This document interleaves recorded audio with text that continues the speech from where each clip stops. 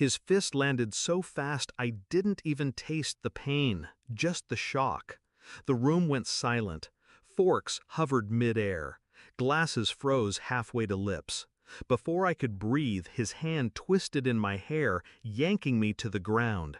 68 guests watched as he dragged me across the polished floor, my brother grinning behind his new uniform, chest puffed with the rank Dad had earned for him.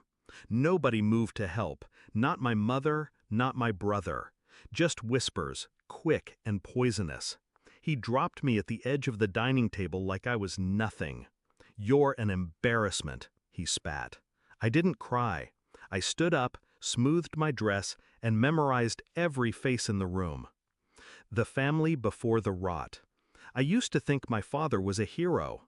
Medals on the wall, stories of service told in low, humble tones. He'd lift me onto his shoulders at parades. Tell me, one day you'll make this family proud. I believed him. The cracks started small. Loans from my trust fund that he promised to repay. Mysterious expenses that appeared in my quarterly reports. I wanted to think it was oversight, a mistake. Then I saw the transaction.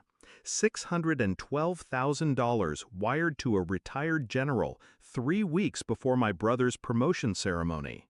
The evidence. I didn't confront him.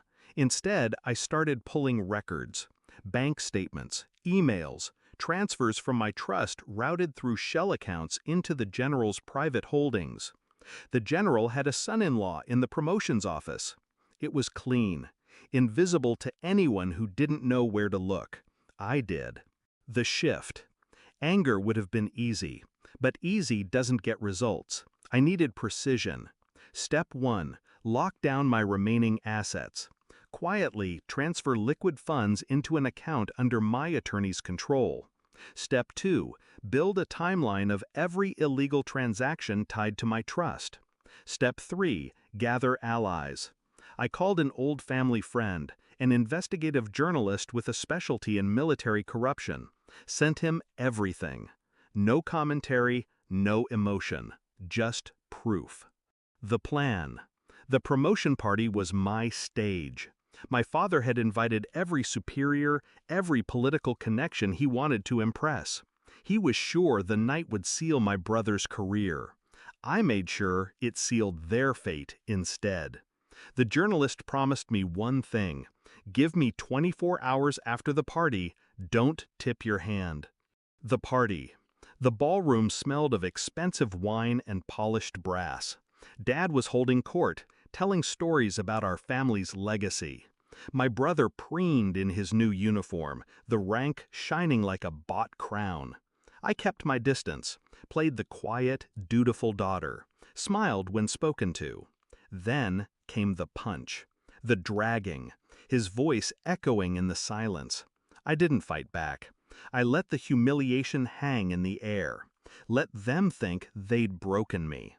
By morning, I didn't just take back what was mine. I took everything they built on my name, and I left them with nothing but their shame. The call. At 2:14 a.m., I made the call. "It's done," I told the journalist. "Run it."